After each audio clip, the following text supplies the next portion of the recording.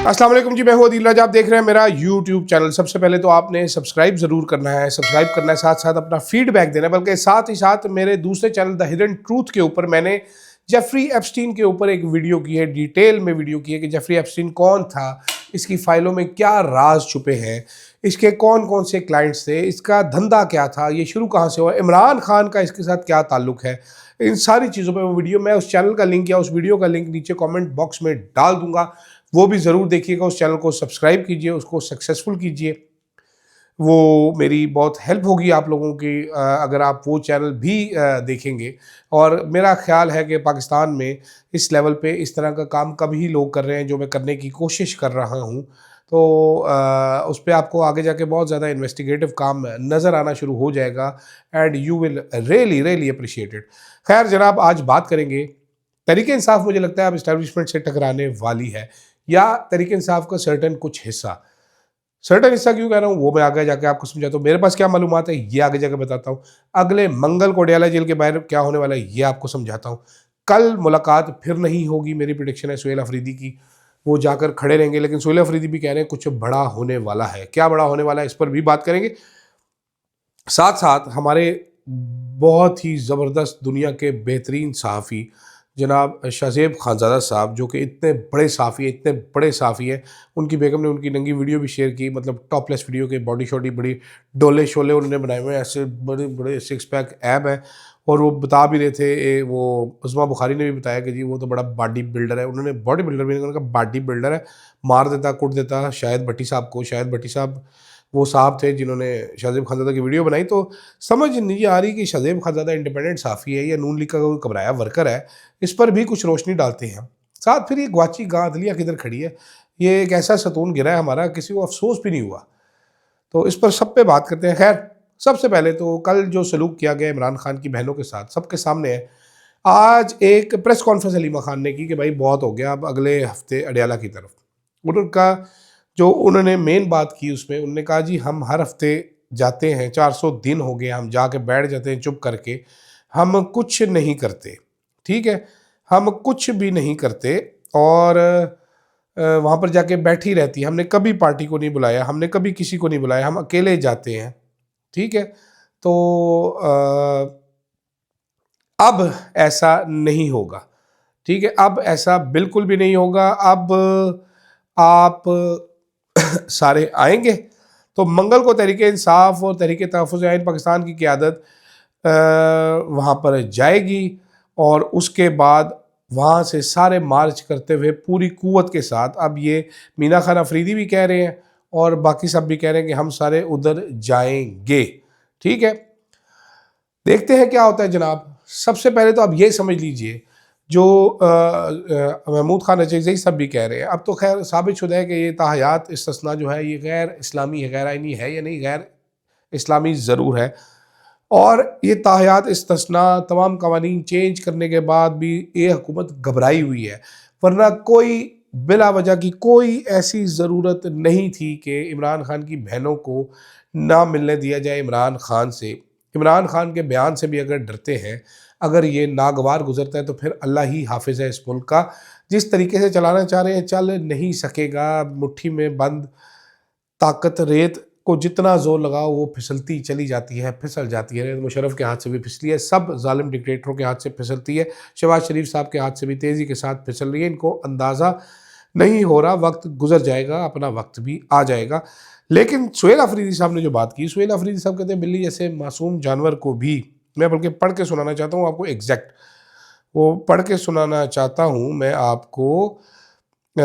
उसमें सुहेल अफरीदी साहब कह रहे हैं कि बिल्ली जैसे मासूम जानवर को भी अगर आप कोने में लगा लें, ठीक है, और पंजे कमरे में बंद कर दें, रास्ता ना दें, तो वो भी पंजे मारती है। तो हम इमरान खान के बबर शेर हैं, हमें बंद करोगे तो हम पंजा भी मारेंगे और लड़ाई भी करेंगे, रास्ता निकालेंगे। तो साथ साथ उन्होंने ये भी कहा कि तैयारी कर लें, कुछ बड़ा होने वाला है। हलीमा खान भी बार बार कह रही है तैयारी कर लें।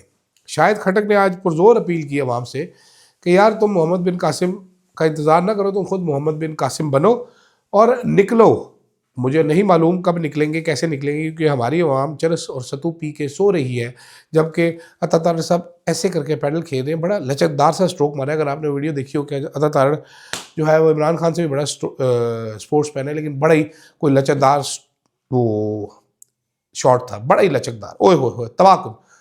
तो मुझे ये लग रहा है कि फड्डा ये पड़ने वाला है। मेरे पास क्या इतलात है? मेरे पास ये इतलात है कि कुछ लोग जो है वो इस चीज़ के हामी हैं, वो इस चीज़ पे सीरियसली गौर कर रहे हैं कि हमें एक ही दफ़ा डू और डाई करना पड़ेगा, निकलना पड़ेगा और वहाँ पर जाके बैठना पड़ेगा। चाहे अपने आप को खंभों के साथ जंजीरों से बांधना पड़े, डी चौक में वहाँ पर ही रहना चाहिए, हिलना नहीं है वहाँ से। बहुत सारे लोग ये कह रहे हैं कि भाई वो गोलियां मारेंगे, ऐसा होगा, वैसा होगा, ठंड हो गई है, ये हो गया है, वेदर एक्सट्रीम है।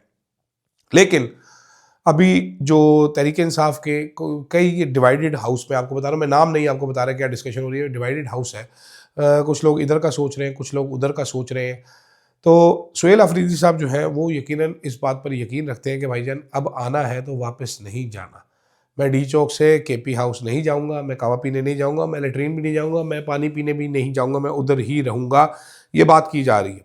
दूसरी चीज़ जो प्लान है वो पिछली बार मैं वीलॉग किया था, मुझे याद है मैंने शुरू किया था, बल्कि आप लोग अगर डेट देखेंगे तो मुझे शायद 1 साल आज हो जाएगा या कल शायद हो जाएगा, कल या परसों 1 साल हो जाएगा, मुझे परसों या तरसों। तो मैंने वीलॉग किया था कि जी जो गंडापुर का प्लान है वो ठीक है कि आप 1 हफ्ते में पहुँचे, आप कैंप लगाएं, आप उधर चिल करते हुए केपी में घूमें फिरें, बंद रहने दें इस्लामाबाद को, बेड़ा गर्क कर दें इन लोगों का।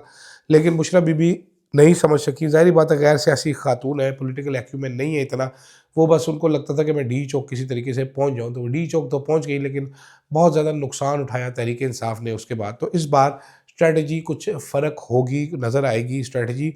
और इस बार मेरा ख्याल है कि लोग ये सोच कर आएंगे कि जान लेनी है तो ले लो, मसला बन जाएगा। इस हुकूमत को चाहिए कि ये तरीके से मसला सुलझा ले, जो कि मुझे नहीं लगता ये सुलझाना चाहते हैं।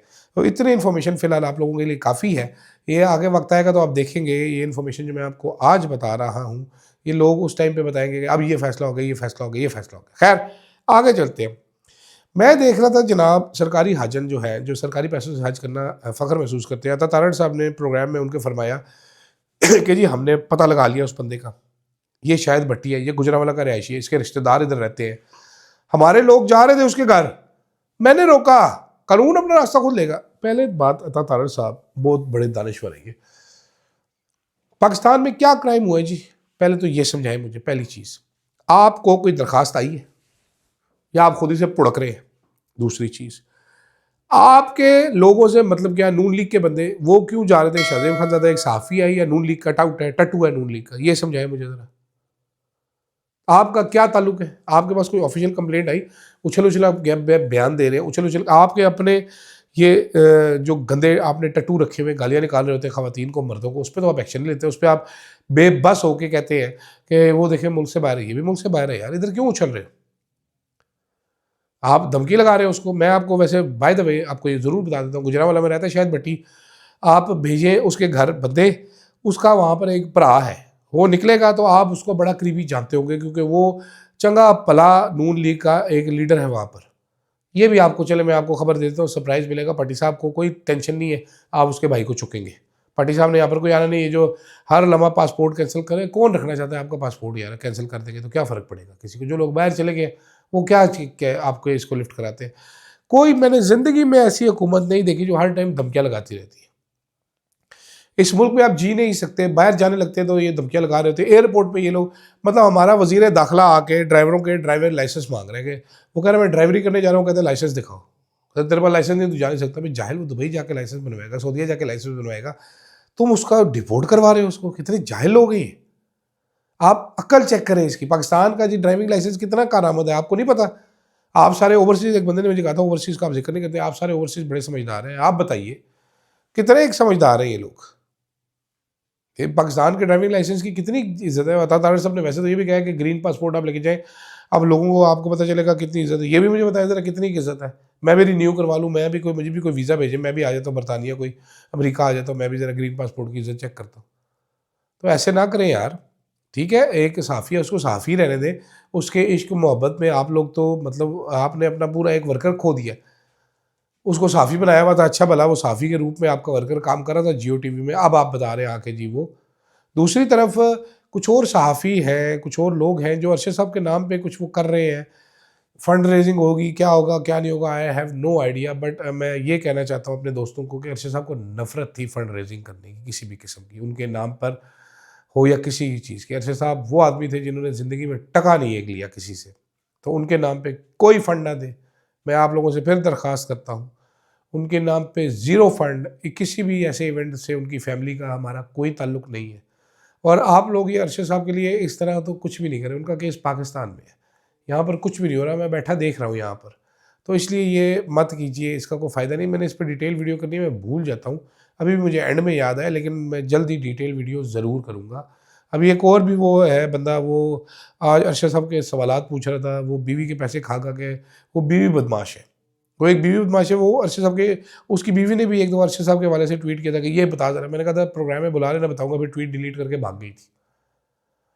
तो वो भी एक बीवी बदमाश नया आया हुआ है, वो बताओ जी अरशद साहब को किसने मरवाया था। मैंने कहा अच्छा मैं बताता हूँ, तेरी बेगम के प्रोग्राम में आके दस्ता देता, बेशरम लोग। खैर फिलहाल के लिए मुझे दीजिएगा इजाज़त।